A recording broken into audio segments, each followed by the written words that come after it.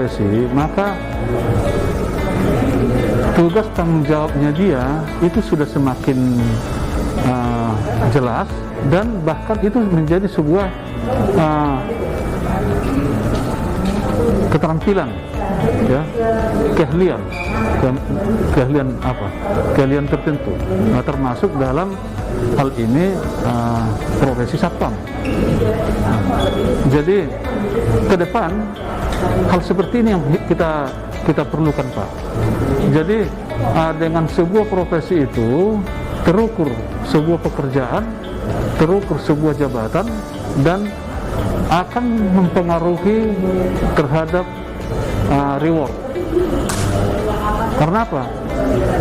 Karena tentunya kan orang yang mempunyai produktivitas yang tinggi, tentu itu sangat berkaitan erat dengan profesi.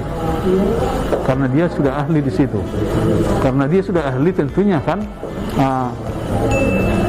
kontribusi yang akan dia berikan itu pasti semakin tinggi, semakin baik, dan terukur.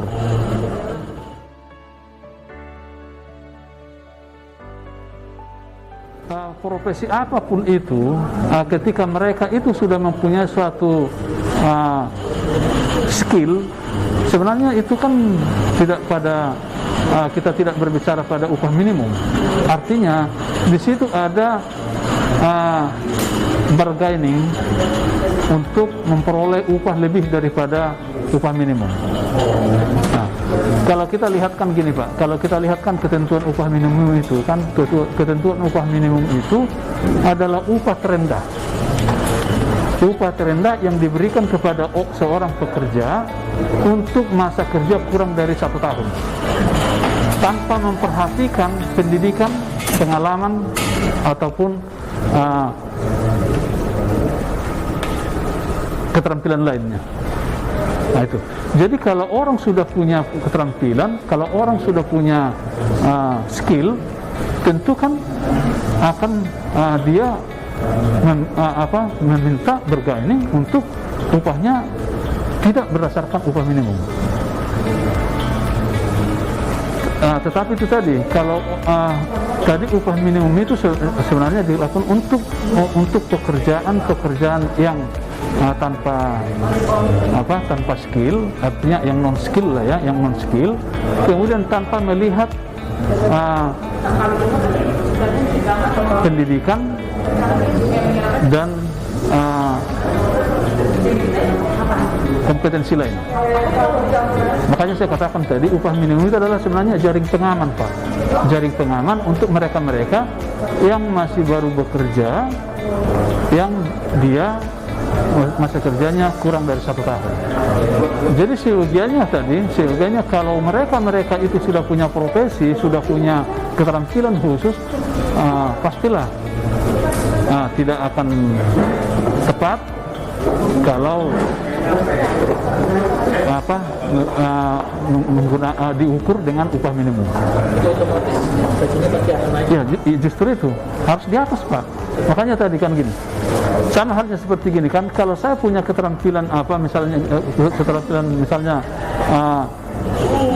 di bidang mesin lah, misalnya sebagai teknisi, kan tidak mungkin saya menerima pastikan secara pribadi saya kan sulit menerima kalau upah saya hanya sebesar upah minimum. Misalnya di daerah-daerah tertentu, misalkan upah minimumnya kan hanya misalnya 2 juta, tapi ternyata saya punya skill ini sudah tinggi. Misalnya contoh nyata, tukang las, Pak. Tukang las yang itu ada kan tukang las yang ahli di ngelas di dalam air. Itu keahlian yang jarang, Pak. Apa kira-kira mereka mau upah minimum? Kan itu kan. Sehingga sebenarnya kan gini. Sebenarnya kan untuk menentukan upah kita itu berapa, sebenarnya apa kita, Pak? Kita sendiri, itu pribadi kita. Apakah kita ini sudah betul punya profesi atau sudah terampil atau tidak? cenderung tadi saya katakan orang yang tidak punya profesi pasti menerima upah minimum, kan gitu. Nah, kan begini Pak, sekarang kan jangan kita salah artikan berserikat itu dengan asosiasi. Berserikat itu berkumpul. Apakah itu namanya asosiasi, apakah namanya itu perkumpulan, apakah namanya itu serikat, itu namanya perkumpulan, itu adalah serikat.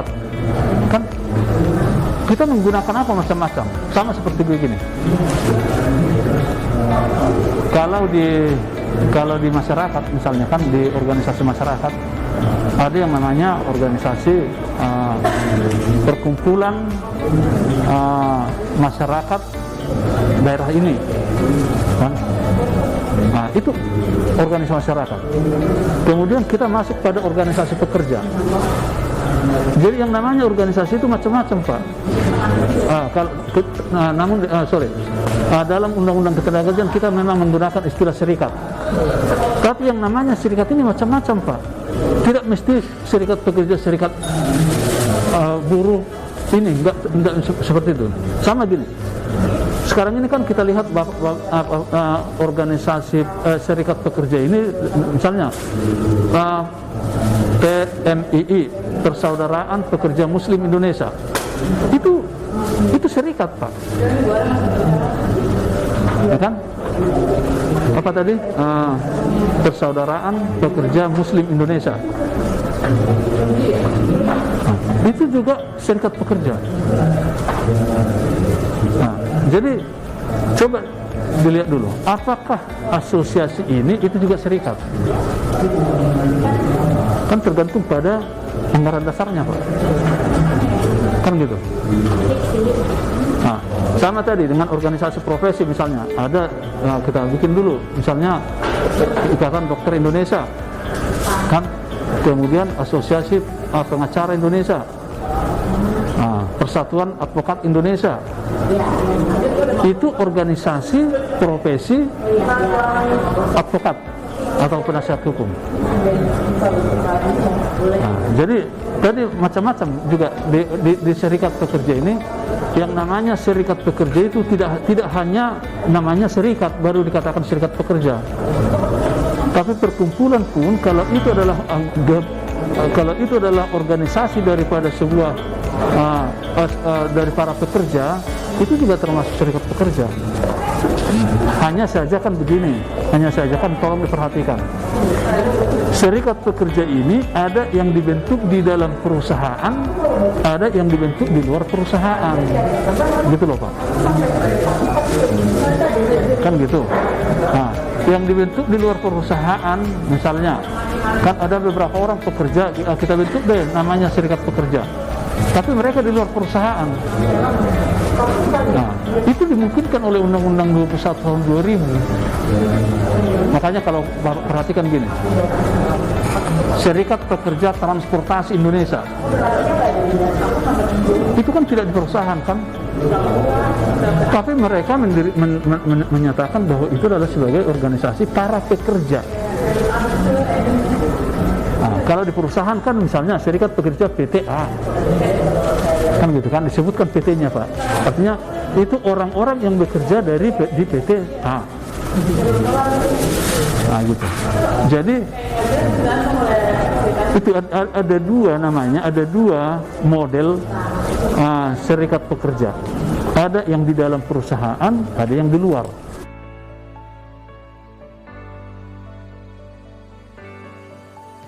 Bisa saja dua-dua. Misalnya satpam itu kan ada yang langsung di-hire oleh perusahaannya. Kalau dia langsung di-hire oleh perusahaannya, kan bisa juga dia di situ. Satpam serikat pekerja satpam PTA. Kan gitu. Itu tadi, kalau mereka bekerja di perusahaan bisa juga. Tapi kalau satpam ini tidak bekerja misalnya tidak atas nama perusahaan, kita bikin organisasi di luar perusahaan. Kenapa? Karena ini gabungan daripada orang-orang yang bekerja di perusahaan lain, macam-macam. Misalnya ada 100 orang bekerja di PT A, B, C dan D. Kan tidak mungkin mereka bikinkan namanya serikat Satpam PT A, B, C dan B dan C. Kan mereka bikin misalnya serikat asosiasi Satpam independen misalnya. Nah, itu oleh Undang-Undang 21 2000 dimungkinkan.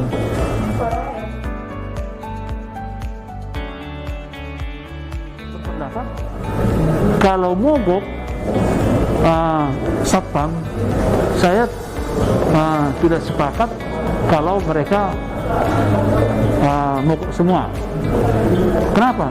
Kalau mereka mogok semua, kan tugas mereka kan jadi siapa yang mengamankan? Kan gitu. Nah, jadi harus misalnya gini, kan karena Undang-Undang Ketenagakerjaan itu juga mengatur mogok daripada semua pekerja. Tadi saya katakan kan Satpam itu kan juga pekerja. Maka seharusnya harus dibuatkan suatu aturan untuk Satpam kalau mereka mau mogok. Supaya apa? Karena tugas mereka itu adalah mengamankan. Ketika mereka mogok, harus ada orang yang juga menjaga keamanan. Artinya apa? Artinya dibuat mogok, diatur sebuah mogok. Kalau mereka mogok itu harus seperti model yang ada di rumah sakit. Mogok itu kan misalnya gini, perawat-perawat itu kan boleh mogok. Kan bagaimana dia apa? Bagaimana dia merawat orang sementara dia mogok? Kan bisa ini. Makanya diatur secara khusus. Yang mau mogok itu adalah orang yang tidak berdinas, yang boleh. Nah, itu contoh. Nah, jadi tidak, artinya gini Mas, tidak tepat kalau dikatakan seyogianya Satpam tidak boleh berorganisasi karena takut mogok, karena itu nggak ada kaitannya ke sana.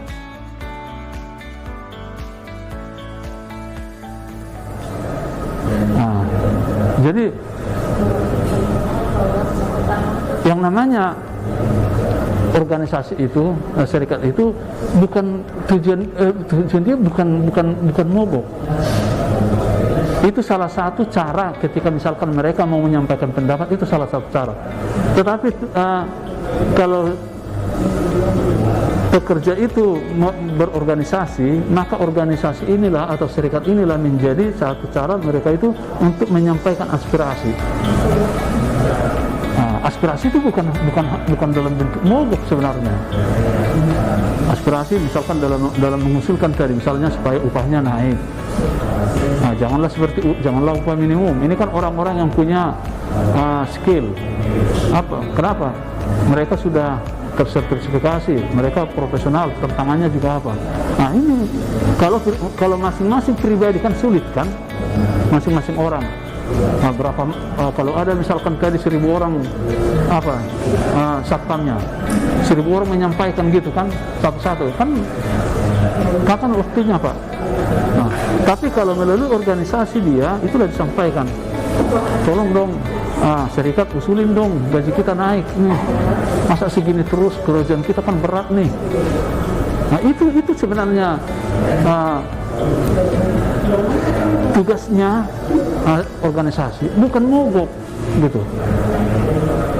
Hanya saja dalam undang-undang sebutkan kalau pekerja ini terpaksa mogok, kan maka serikat itulah yang menjadi penanggung jawab, bukan serikat pelakunya. Beda Mas ya. Kan nggak mungkin serikat mogok kan? Nggak mungkin serikat mogok Mas. Tapi yang mogok itulah pekerja, tapi penanggung jawab itu adalah serikat.